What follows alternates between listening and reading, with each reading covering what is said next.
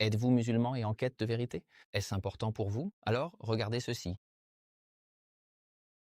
Je voudrais vous parler des manuscrits de la mer morte, car nous venons de voir que la description du prophète figure dans la Torah, que la loi s'y trouve et que les récits sont si probants qu'ils peuvent dissiper les doutes et démontrer que les histoires du Coran ne sont pas des inventions humaines. Mais maintenant, je suis tout de même très curieux. À quoi ressemblait cette Torah à l'époque du prophète Mahomet? Quel genre de Torah était-ce? En avons-nous encore des manuscrits? Car la Torah était écrite en hébreu. D'accord. Et le plus ancien document du texte massorétique, du texte hébreu, date du 8e siècle, donc des années 700 et quelques. C'est notre texte le plus ancien. Nous avons des documents plus anciens. Ces documents figurent, par exemple, dans les manuscrits des chrétiens. N'est-ce pas? La Bible des chrétiens contient aussi la Torah. Cela date du 4e siècle. Nous avons aussi des écrits du 2e siècle qui sont en grec de la Torah, mais nous avons fait une découverte très spéciale à la fin des années 40, début des années 50. C'est là que nous avons trouvé les rouleaux de Qumran ou manuscrits de la mer morte. Et j'ai ici tout un livre, un ouvrage complet qui traite des manuscrits de la mer morte, car qu'est-ce qui est si particulier? Ces manuscrits de la mer morte qui ont été trouvés, une partie de la Torah y figure également, elle s'y trouve encore. Et imaginez un instant qu'en regardant attentivement un tel fragment, vous voyez tous ces petits morceaux de, je dirais, de papier. Mais en réalité, ce n'est pas du papier, c'est bien de la peau d'animal. Ce qui a survécu après tous ces siècles a été trouvé dans des jarres et ils ont été retrouvés car ils sont restés bien au sec. L'eau n'y a pas pénétré et c'est pourquoi ils ont tenu aussi longtemps. Et quand on voit la forme d'un tel morceau de parchemin, voilà à quoi cela ressemble. D'accord, mais le plus remarquable avec cette découverte, c'est qu'ils ne sont pas liés aux autres manuscrits que nous possédons. Ils sont tout à fait uniques. Les Esséniens, c'était un groupe de Juifs très religieux qui s'attendaient profondément à ce que la fin des temps terrestres arrive bientôt. C'était juste avant la chute tragique du Second Temple, aux alentours de l'an 70 après Jésus-Christ.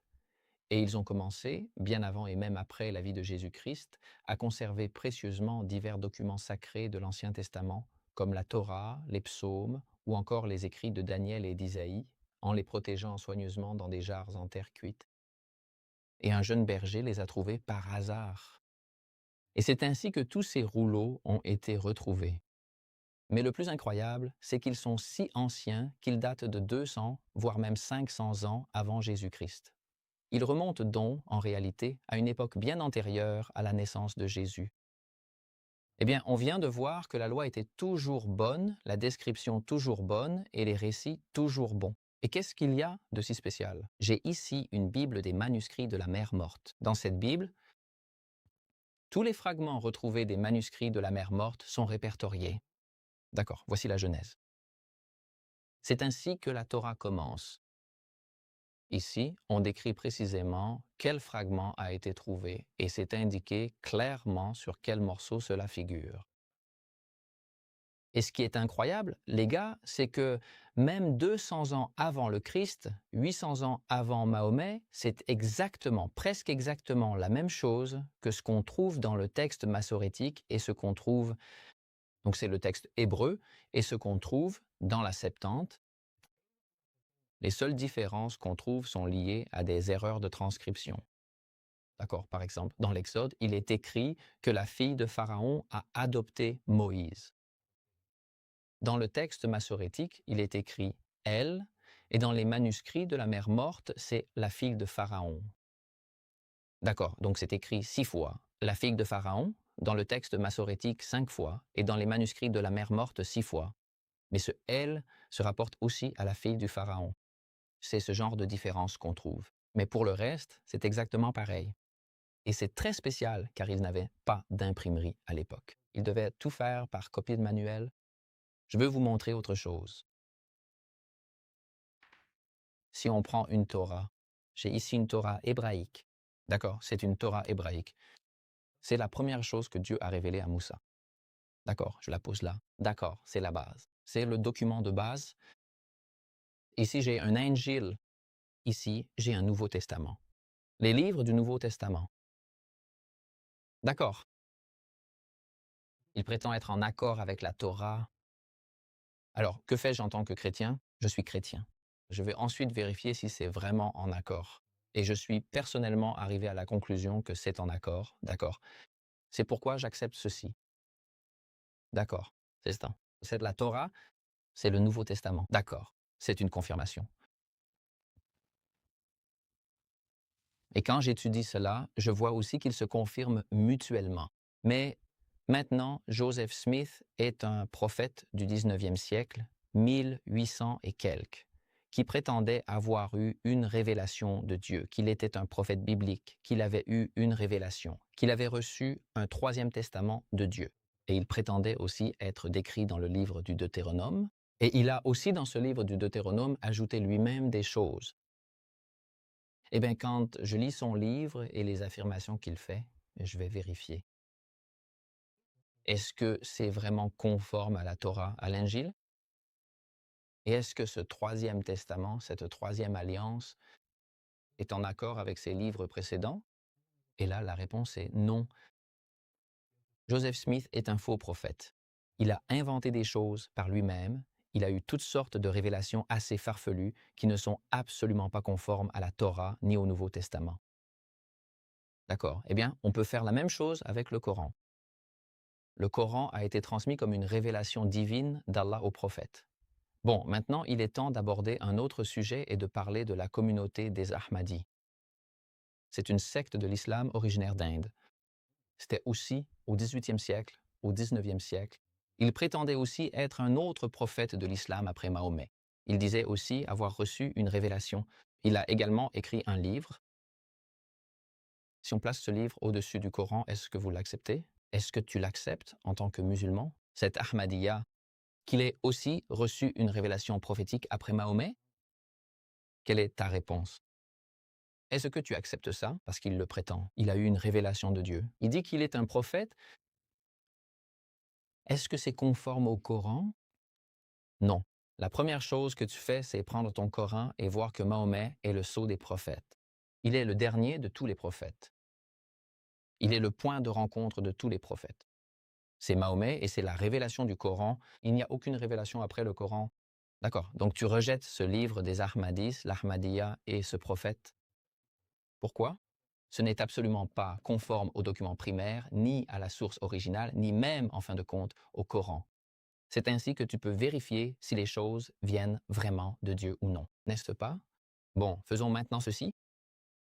Le Coran prétend être en accord avec la Torah, avec l'Injil. Mais si on prend le temps de vérifier cela attentivement, on voit quelque chose de vraiment très particulier apparaître. On constate alors que, surtout au niveau des récits, ce n'est absolument pas conforme. Eh bien, prenons un de ces récits. Comparons-le un peu. Car le Coran dit que les Juifs, les chrétiens et les musulmans ont le même Dieu.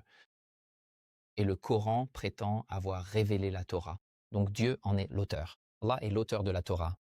Il est aussi l'auteur du Coran. Donc s'il en est l'auteur, il ne peut pas se contredire. Sous aucun aspect, et pas non plus dans les récits, jetons un coup d'œil à la sourate Yusuf et nous allons lire le verset 18. Prends ton Coran. Il y est écrit. Et ils apportèrent sa tunique. Qui sont ils? Ce sont les frères de Joseph. Donc les frères de Joseph ont apporté sa tunique. À qui appartient-elle? C'est celle de Youssouf. Ils ont donc sorti la tunique de Youssouf couverte d'un faux sang. Jacob s'est écrié, c'est le père de Joseph et des frères. Non, détrompez-vous, c'est bel et bien votre propre méchanceté qui vous a induit en erreur dans une affaire aussi délicate que celle-ci. Donc si nous lisons ce passage, les frères arrivent, ils ont vendu Joseph en Égypte. Ils mettent du sang sur son vêtement, ils le déchirent et le présentent à Jacob en disant « Eh, tu ne nous croiras peut-être pas, mais il a été dévoré par une bête sauvage. Un loup l'a mangé. » Et puis ils présentent ce vêtement à Jacob. Et il est couvert de sang, de faux sang. Le prophète Jacob croit-il les frères? Le prophète Jacob croit-il que Joseph est bel et bien mort? ou voit-il clair dans leurs mensonges? Il, il voit clair dans leurs mensonges car il dit, non, c'est votre propre méchanceté. Et c'est logique qu'il ne tombe pas dans leurs mensonges car c'est un prophète. Il voit clair là-dedans. D'accord. Et si nous continuions à lire le chapitre 12, vous verriez aussi au verset 94, 95 et 96 et au verset 87. Là, nous voyons très clairement que Jacob ne croyait pas que Joseph était mort. Car quand les fils vont en Égypte, il dit « Partez à la recherche de Joseph » au 87. Et au 94, il dit « Je sens l'odeur de Joseph ». Et puis les frères disent « tu crois toujours à ce vieux mensonge ». Mais il dit « Non, mon fils vit encore ». Donc cela devient très clair. Dans le Coran, Jacob est absolument convaincu que son fils Joseph est toujours en vie. D'accord? Eh bien, cette histoire est également racontée dans la Torah. La Torah raconte aussi cette histoire, et voici ce qui y est écrit. Alors les frères prirent les vêtements de Joseph, la tunique. Ils égorgèrent alors un bouc et trempèrent soigneusement le vêtement dans le sang chaud. Ensuite, ils envoyèrent la tunique multicolore, cette fameuse tunique, à leur père et lui dirent avec insistance « Voici ce que nous avons trouvé dans la campagne. Regarde donc attentivement, je te prie, si c'est bien la tunique de ton fils ou si ce n'est pas elle. » Et il l'a immédiatement reconnue et dit « C'est la tunique de mon fils. Une bête sauvage féroce l'a sans doute dévorée. » Joseph a sans aucun doute été mis en pièces. Alors Jacob déchira ses vêtements, mit un habit de deuil autour de sa taille et pleura son fils pendant de nombreux jours. Tous ses fils et toutes ses filles se tenaient autour de lui pour le consoler. Mais, malgré tous les efforts, il refusait obstinément de se laisser consoler. Il dit alors « Assurément, je descendrai en deuil vers mon fils dans la tombe. » C'est la Torah. C'est écrit dans la Genèse 37, versets 31 à 36. Ma question pour toi est donc la suivante. Dans le récit de la Torah, est-ce que Jacob pensait réellement que son fils Joseph était mort?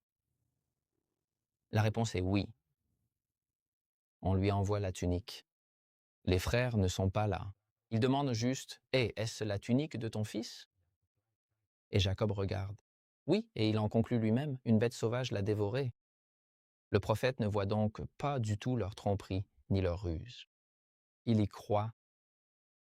Il dit « Je ne reverrai Joseph que quand je serai mort moi-même. » Il porte donc son deuil pendant de longs jours. Il dit « Une bête sauvage l'a dévoré. » Donc, sans aucun doute, Jacob croit ici que Joseph est mort. Comment est-ce possible? Si c'est le même auteur qui a révélé cela, comment peut-il se contredire dans les deux livres? Comment le Coran peut-il contredire la Torah et la Torah le Coran? Alors qu'il est dit que c'est identique dans tous les détails et en toutes choses.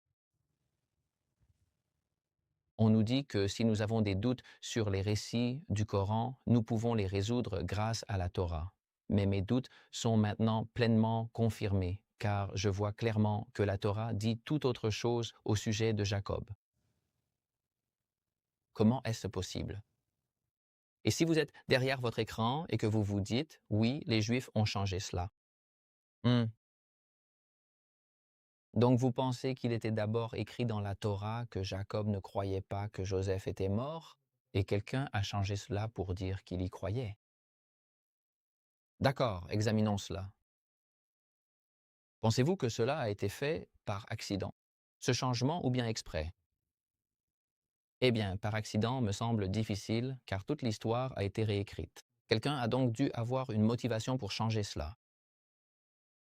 Quelle pourrait être, selon vous, la raison précise pour laquelle un Juif dirait « je vais changer cela » ? D'accord, quelle pourrait être la motivation? Car si vous changez la parole de Dieu, vous mettez votre âme en jeu. Que vous soyez perdu à jamais, que votre âme brûle en enfer parce que vous avez falsifié la parole de Dieu exprès. Il faut donc une motivation très forte pour faire cela. De plus, il doit s'assurer que personne ne s'en aperçoive. Il doit peut-être impliquer beaucoup de gens dans ce complot et il ne doit rester aucune trace ni aucune preuve. Nous devrions donc être en mesure de savoir qui a fait ça, de quelle manière. et surtout quand cela a été fait. Mais surtout, nous devons savoir pourquoi cela a été fait. Examinons 4 motivations possibles.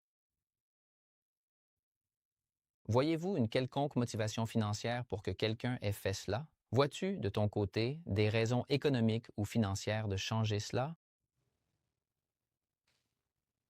Je n'en vois pas. Vois-tu peut-être des raisons morales ou liées à la loi qui auraient changé ici? Qu'une autre loi ait été donnée? Je ne vois pas ça. Vois-tu peut-être une raison politique de changer cela? Que Joseph y croyait ou que Jacob y croyait contre le fait qu'il n'y croyait pas? Non, je ne vois pas non plus de raison politique. Y a-t-il peut-être une prophétie de Mahomet en jeu? S'agit-il de Mahomet et du prophète à venir? Non, il s'agit de croire contre ne pas croire. Donc, si nous ne voyons aucune raison, aucune motivation, alors en réalité, cela n'est jamais arrivé, car il faudrait une motivation extrêmement forte pour décider de changer cela. Donc, si cela ne s'est jamais produit, alors on peut conclure que la Torah est totalement innocente sur ce point précis. Alors, il est clair qu'elle n'a pas été changée, à moins que tu ne puisses prouver précisément qui l'a fait, quand exactement cela a été fait, et de quelle manière tout cela a été accompli. Et surtout, que tu puisses trouver une raison valable pour laquelle cela a été changé. Car sans un motif solide, il est évident que cela n'a pas été changé. Peux-tu expliquer cela? Peux-tu le trouver? Je te mets au défi. D'ici là, je suppose que ce passage de la Torah est innocent, que tu peux l'accuser d'avoir été changé, mais que tu ne peux pas le prouver. Et tu le sais, on est innocent jusqu'à ce que la culpabilité soit prouvée. Alors, vas-y. Vois si tu peux trouver des preuves, sinon tu dois accepter que c'est le document source. C'est le document primaire. Ce que nous avons lu dans les manuscrits de la mer morte, et dans tous les manuscrits, il est écrit que Jacob y a cru. Mais le Coran arrive 2000 ans plus tard et dit « Jacob n'y a pas cru ».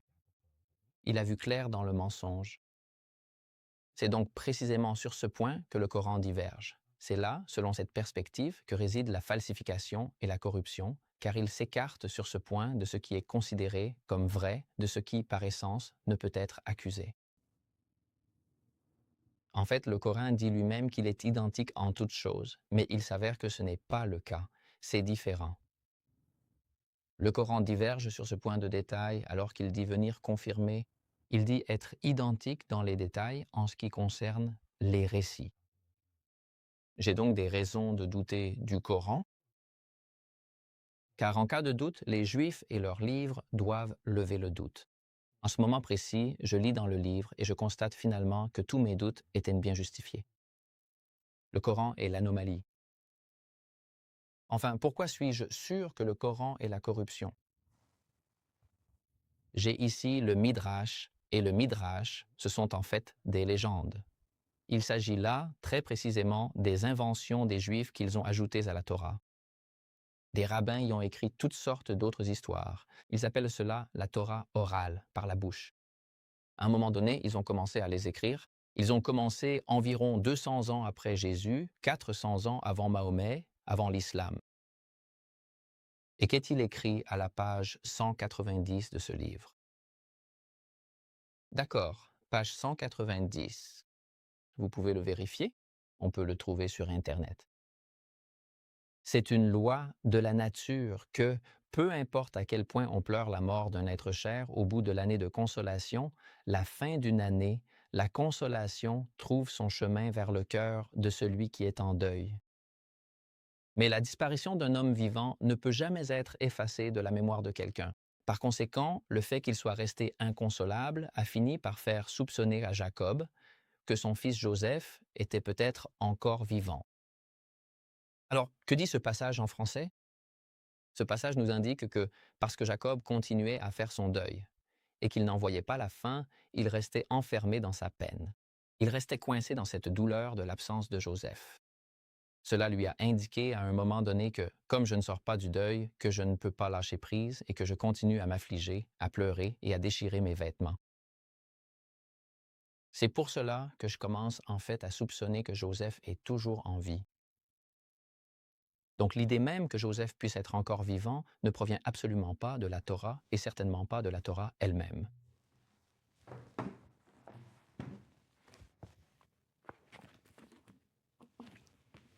Mais elle vient des inventions des Juifs. Ils ont lancé un mensonge, une invention dans le monde. Et Mahomet l'a repris. Il pensait que c'était la Torah, mais il s'avère que c'est un midrash. Et c'est pourquoi vous pouvez savoir que le Coran ne peut pas venir de Dieu. Car il puise en réalité dans une source purement humaine et non dans la source divine de Dieu, la Torah. Il puise directement dans une source ancienne du midrash des hommes. Nous avons donc 3 arguments expliquant pourquoi ce n'est pas la Torah qui a été modifiée, mais sur ce point, c'est le Coran qui l'est. C'est cela la corruption. Premièrement, nous ne trouvons aucune preuve que la Torah ait été modifiée. Nous ne trouvons aucune motivation. On ne sait pas qui l'a fait, quand, ni comment cela s'est produit. 2. Le Coran prétend être identique dans tous les détails en ce qui concerne les récits. Cela s'avère être faux. 3. L'information sur Jacob, qui croyait encore que Joseph vivait, cela provient directement du Midrash. Pour conclure sur ce point, il apparaît que le Coran ne provient pas de Dieu et qu'il s'agit, selon cette analyse, d'une falsification. Alors, prenons un moment pour résumer les points clés de cet épisode. Nous avions commencé notre réflexion par cette question. Penses-tu réellement que le Coran et la Torah partagent le même auteur? Le Coran dit que oui. Il dit « Nous avons révélé la Torah, nous avons donné la Torah à Moïse, et il prétend aussi avoir donné le Coran à Mahomet. » D'accord? Et il dit aussi ailleurs dans le Coran que les Juifs, les chrétiens et les musulmans ont le même Dieu. Bon, nous avons vu dans le récit que sur ce point précis, le Coran et la Torah ne semblent pas avoir le même auteur. C'est une distinction importante. L'un ment, l'un est corrompu, l'un est falsifié, l'un diverge. Et nous avons, par notre analyse, démontré qu'il n'existe absolument aucune autre alternative, qu'il n'y a pas d'autre option envisageable que le fait que le Coran a, en réalité, apporté la falsification et la corruption sur ce point précis. Nous sommes aujourd'hui engagés ensemble dans un voyage pour démontrer ce que dit le Coran, ainsi que ce qui était écrit dans la Torah telle qu'elle était perçue selon le Coran à l'époque du prophète Mahomet. Nous avons vu que sa description du prophète y figure clairement, que la loi était encore considérée comme bonne à l'époque de Mahomet et que ces récits étaient si précis qu'ils font désormais autorité sur les récits du Coran. À ce stade, nous avons examiné les manuscrits de la mer morte et intégré un récit du Coran concernant Jacob, ses fils et Joseph. Nous avons aussi étudié un passage de la Torah où ce même épisode est abordé, soulignant que Jacob, au fond de lui, refusait de croire que son fils Joseph était réellement mort. Et dans la Torah, il est écrit qu'il y croyait. Ensuite, nous avons vu que cela se contredit, que ce ne peut pas être le même Dieu qui a révélé cela. Pas le même auteur, l'un des deux diverge, est une falsification. Ensuite, nous avons d'abord regardé la Torah. Elle s'est avérée ne pas être une falsification. Donc le Coran, qui arrive 2000 ans plus tard, doit être une falsification. Mais maintenant, tu penses peut-être, « Oh, attends un peu. Tu vas vraiment très vite. Le Coran a aussi des choses à dire sur la corruption des Écritures par les Juifs. Et c'est vrai, seulement nous devons lire cela très attentivement. D'accord? Car Allah ne dit pas. Il ne dit nulle part dans le Coran que le texte de la Torah a été changé. Il ne prétend certainement pas que les récits originaux ont été modifiés. Pourtant, le Coran a en réalité beaucoup à dire sur la question de la correction textuelle. Et la falsification, et que lisons-nous? Nous lisons différents textes que le Coran cite comme étant des falsifications. Et tous ces textes qui parlent de falsification par la langue, par l'explication, la déformation des mots, c'est donc en fait toute une corruption par la bouche. Mais la corruption par la bouche ne signifie pas encore qu'il y a corruption dans le texte. D'accord? Il n'y a en fait qu'un seul texte qui traite de la falsification par la plume et il se trouve en 2,79, Surat al-Baqarah, verset 79. D'accord, mais commençons plutôt par analyser le verset 75, car il s'inscrit en effet directement dans le contexte des Juifs. Les tafsirs nous montrent clairement que ces derniers disaient toutes sortes de choses à Mahomet. Mais lorsqu'ils quittaient Mahomet et qu'ils se retrouvaient entre eux, ils se demandaient alors, mais enfin, pourquoi dites-vous donc ces choses-là à Mahomet? Pourquoi lui racontez-vous ces mensonges? Ainsi, les Juifs essayaient à l'époque de présenter les passages de la Torah un peu différemment à Mahomet. Et Allah va dire quelque chose à ce sujet. Il est écrit: En 275, espérez-vous encore vraiment qu'ils, les Juifs de Médine, croiront au message de vous, les musulmans? C'est donc devenu clair après un certain temps. D'abord, Mahomet était à la Mecque, puis il est venu à Médine et il est devenu clair que les Juifs et les musulmans ne s'entendaient plus si bien. D'accord. Et alors qu'un groupe parmi eux a entendu la parole d'Allah, il est écrit dans le livre: Croyez-vous encore, ô croyants, qu'ils seront sincères envers vous, alors qu'un groupe d'entre eux entendait la parole d'Allah, puis la corrompait sciemment et volontairement après l'avoir parfaitement comprise et assimilée. Donc sciemment? Alors, comment se peut-il que les Juifs, alors qu'il est écrit qu'ils ont reçu la parole de Dieu, entendent ici la parole d'Allah et aient pourtant corrompu cette parole de Dieu délibérément?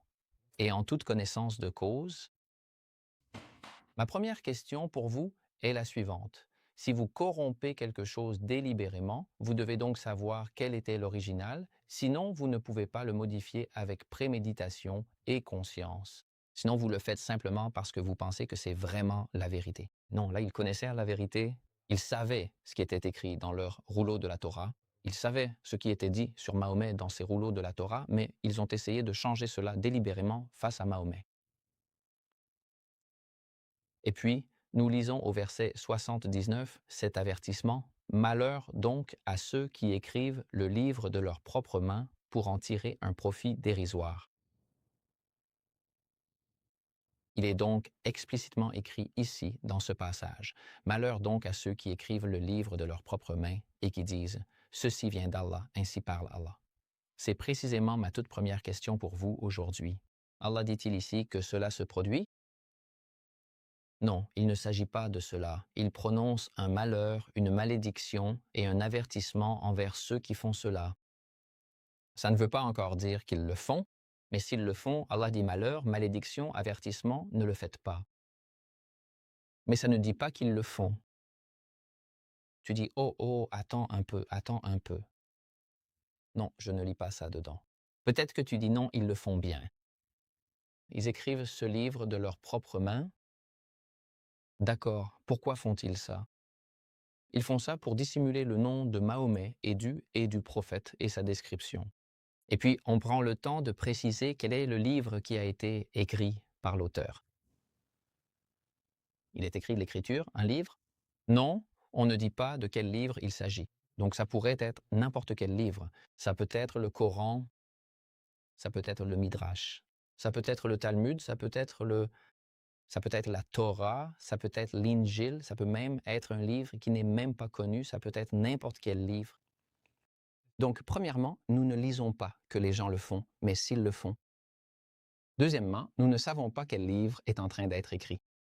Troisièmement, imaginez. Imaginez qu'ils écrivent effectivement la Torah de leurs propres mains et qu'ils la vendent comme venant de Dieu. Imaginez un instant que je sois en train d'écrire sur une feuille du Coran et que je recopie la sourate 10, verset 1. Imaginez que je l'écrive de ma propre main et qu'en plus j'y ajoute quelque chose. La sourate 10, verset 1 dit ALR. Ce sont les versets du livre Sage et j'ajoute par Wib. Voilà, maintenant j'ai écrit le Coran de ma propre main. D'accord, j'y ai ajouté des choses. Je dis, ben, c'est ça le Coran à partir de maintenant, les gars. Je l'écris, je vais le vendre comme étant le livre de Dieu. Est-ce que j'ai changé le Coran pour autant? Le Coran, ceux qui sont tous imprimés, que tout le monde a appris par cœur, est-ce qu'en faisant cela, j'ai corrompu ce Coran? Eh bien, non, absolument pas. Le simple fait que je l'écrive de ma propre main n'a en rien corrompu ceci, je vous le garantis. Absolument pas. J'ai moi-même créé une corruption et je l'ai vendue comme venant de Dieu. Mais tous les autres Corans sont restés intacts et n'ont pas changé, n'est-ce pas, dans le monde entier. Pas un seul Coran n'a été touché. Et c'est ainsi, si cela concerne déjà la Torah, ce qui n'est pas écrit, et il n'est pas dit non plus que c'est arrivé, seulement qu'un doublot est prononcé. Mais imaginez que ce soit vraiment la Torah. Et ils l'écrivent de leurs propres mains. Est-ce que tous les rouleaux de la Torah dans le monde sont alors touchés, changés, corrompus? Est-ce ce qu'Allah dit ici? Non, absolument pas. Voilà. Et imaginez que ce soit bien le cas, laissez-moi. Laissez-moi utiliser l'argument le plus bizarre, à savoir que cela a été fait et que cela concerne la Torah. Et qu'en l'écrivant de sa propre main, toutes les Torahs du monde sont devenues corrompues. Cela signifie que jusqu'à l'époque de Mahomet, il y avait encore des Torahs qui n'étaient pas corrompus, car nous avons lu au verset 75 qu'il disait sciemment, très délibérément, en connaissance de cause, autre chose que ce qui était écrit dans la Torah. Donc jusqu'à ce moment-là, elle devait encore être correcte. Ceci est encore souligné au verset 85, il y est écrit « Contre les Juifs, dit Allah ». Au milieu du verset 85, une question nous est posée. Croyez-vous donc en une partie de la Torah, tout en niant l'autre partie? La récompense pour ceux qui font cela n'est rien d'autre qu'un châtiment humiliant dans la vie d'ici-bas et au jour de la résurrection. Donc Allah dit ici quelques versets plus loin, au verset 85, il dit que vous serez maudits et jetés dans le feu éternel si vous ne gardez qu'une partie de la Torah et rejetez le reste. Vous devez croire en tout. Donc le verset 279 ne peut pas concerner la Torah, sinon Allah ne pourrait pas dire quelques versets plus loin qu'il ne croit pas en partie. Les musulmans disent aujourd'hui, oui, nous croyons en des parties de la Torah qui sont en accord avec le Coran. Mais Allah dit ici, vous ne devez pas croire en une partie de la Torah, vous devez croire en tout. Mais comment pouvez-vous croire en tout si certaines parties sont déjà corrompues? Alors, vous ne pouvez plus remplir le commandement d'Allah, n'est-ce pas? Donc, à l'époque de Mahomet, il existait encore des Torahs qui n'étaient pas corrompus et auxquels on pouvait se conformer entièrement pour accomplir l'ordre divin d'Allah. En résumé, si les musulmans disent, si vous dites en tant que musulman, oui, mais la Torah a été modifiée, regardez en 2,79, alors j'ai. Alors vous avez les questions suivantes auxquelles vous devez répondre. Le verset dit-il vraiment qu'elle a déjà été modifiée? Car il dit seulement malheur à ceux qui le font. Donc il ne dit pas que cela arrive. 2, le livre n'est pas mentionné. 3, si c'était déjà la Torah, alors les autres Torahs n'ont pas été falsifiées. Si cela signifie ensuite que toutes les autres Torahs sont également falsifiées, elles n'étaient pas encore falsifiées jusqu'à l'époque de Mahomet. Car sinon Allah ne pourrait pas dire qu'il déforme et corrompt les choses consciemment et avec connaissance. Parce que alors vous devez encore avoir le document original. Il ne peut pas non plus dire que vous devez choisir une partie de la Torah, mais que vous devez respecter l'ensemble. Vous devez tout garder. Cela n'est possible que si elle est encore parfaite, bonne et accomplie. Voilà donc pour la falsification textuelle.